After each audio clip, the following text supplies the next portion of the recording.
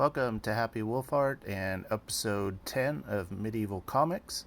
This week we're looking at Lady Death from Brian Pulido, and the title to this 7-issue story arc is A Medieval Tale. So there's the subtitle, and this is the main character, Lady Death. And there's the logo. Brian Pulido is still making Lady Death as far as I know.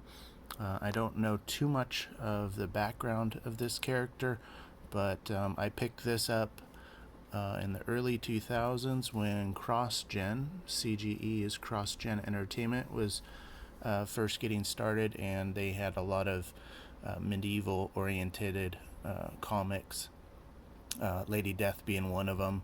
Brath is another one. Solus was a similar sort of medieval, a little bit of a modern mix. But anyways, there's more. I have 7 issues. There's more to this title, but I don't think I have it, or it's in a place where I'm not sure of. So we'll just look at these first 7. Ivan Reis, R-E-I-S, is the artist for the first, I believe it's 6 issues. So really good, consistent art. I'm generally speaking not too big on female lead heroes, especially when it comes to medieval sort of warrior-esque type of stories. But this title, this particular storyline, is really engaging in a historical sense. We have sort of a Templar type of knight. This is actually a Teutonic knight who's become a bit disaffected, disavowing the church, realizing some corruption in the medieval church, and he's sort of on his own. And Lady Death, she's what's called a hybrid. She's half human and half eldritch. Eldritch is sort of a like an elvish type of people. They do have pointy ears if you think of sort of Lord of the Rings. And so they come into contact. I won't give it all away. Various battles ensues. And the story touches on a lot of significant medieval topics. Church stuff in part. Some things about faith. There's a lot of fantasy in here.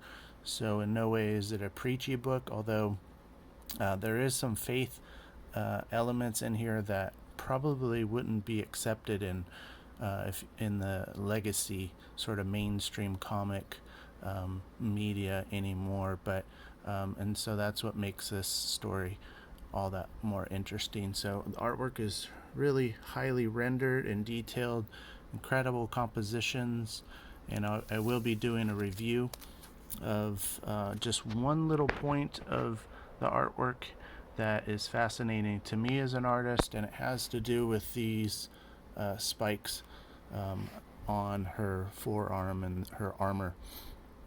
And so that series is called Artistic Choices, and I go over how artists deal with difficult compositional elements, and that's a very interesting study, at least for these little spikes.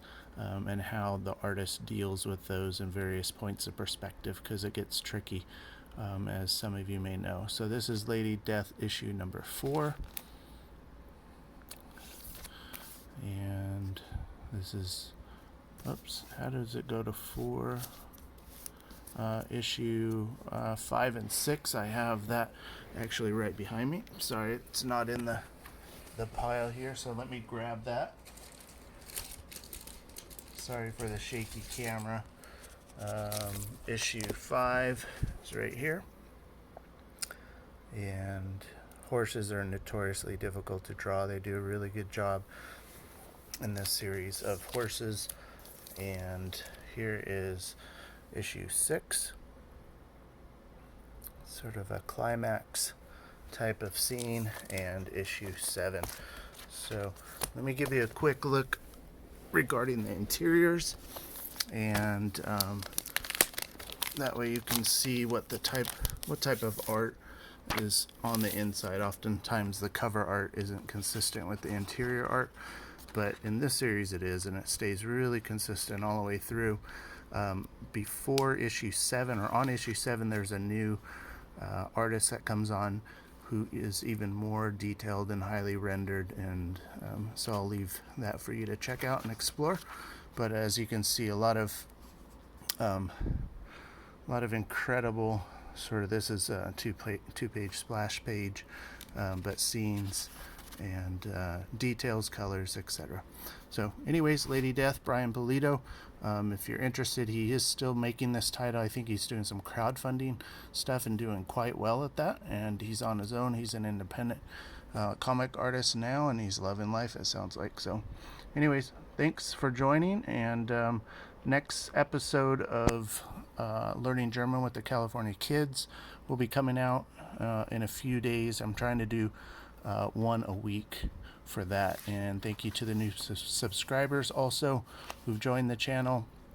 I appreciate you, and pretty soon I'm going to have the first German edition of the California Kids story printed, and I'll publish a video for that when that's available.